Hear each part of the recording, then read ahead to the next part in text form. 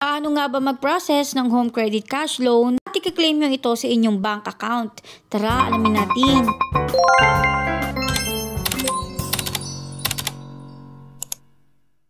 Last December 2024 ay nagtry akong mag-home credit cash loan at gagamitin ko nga sa pag-claim ang aking bank account, which is yung Hello Money ng AUB.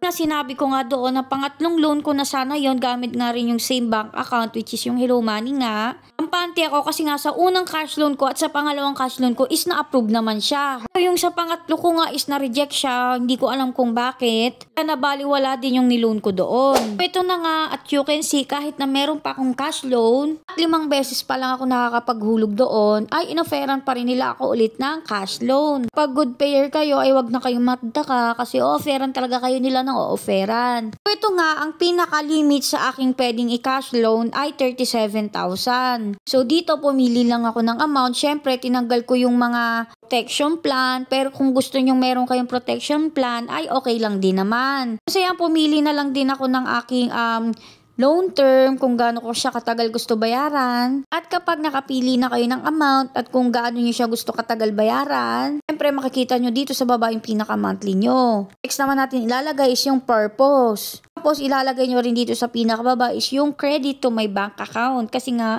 yung cash out method natin ay bank account natin. So dito, undecided pa ako kung magkano yung gusto kong i-loan. Pero sa huli, yung napag-desisyonan kong i-loan ay 25,000. So kapag nakapili na kayo ng amount, ito na yung next yung gagawin, which is yung mag-update kayo ng inyong information. Dito kailangan ng selfie, ng ID document, income information. So ilalagay nyo dito yung monthly income ninyo, personal information, tapos yung cash out method. So dito sa cash out method, ilalagay nyo dito yung bank details ninyo. Yung repayment method is ilalagay nyo lang kung over the counter or auto debit arrangement. Kasi nga, bank kayo, kung gusto nyo ng auto debit arrangement, automatic na makakaltas sa bank ninyo yung monthly payment ninyo dito sa home credit cash loan. Pero kung over the counter, so pwede kayong gumamit ng GCash, ng Maya, or any other payment method nila. Tapos dito naman sa trusted contact person, so ilalagay nyo lang dito yung number tsaka name ng trusted contact person ninyo.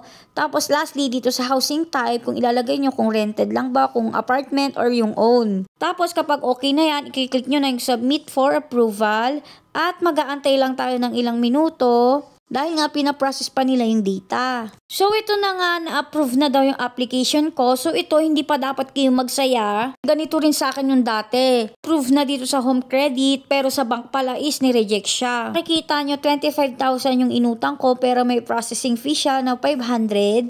Kaya ang makukuha ko na lang ay 24,500. At babayaran ko siya for the 18 months. Dito makikita nyo rin na meron akong loan number. At sinasabi dito na magsasign nga daw ako ng agreement. So ito yung isang example ng loan agreement ni Home Credit. So alam ko 3 or 2 page to. Pero ito lang ipapakita ko sa inyo at tatakpan ko na lang yung mga ibang details. Itong loan agreement na to ay hindi nyo na kailangan pirmahan.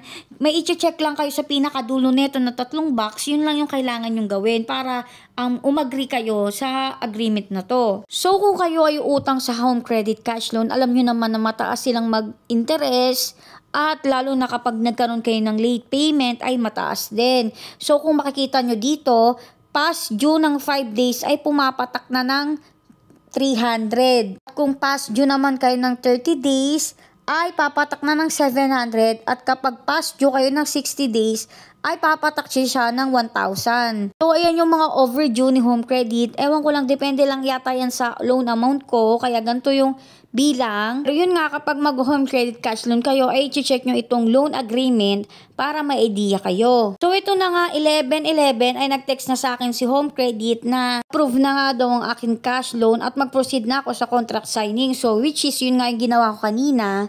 Tapos, 2 minutes, 3 minutes lang nakalipas, ay may na-receive na rin akong text na ganito. Na-receive ko na nga daw yung cash loan ko dito sa Home Credit sa aking bank account. So, tinignan ko nga siya at may na-receive na rin akong text X. Na-receive ko na nga yung 24,500 galing daw sa RCBC Discartec Home Credit Philippines. So ito na nga yung sa may cash loan ko sa may home credit. Yun nga, so buti na lang naging okay siya at hindi na-reject. Siguro yung mga bank ay hindi na masyadong naghigpit. Kasi mas maganda kung true bank kasi wala lang additional na processing fee. So yun nga no, sana may natutunan kayo sa video na ito. Thank you for watching. Yun lang!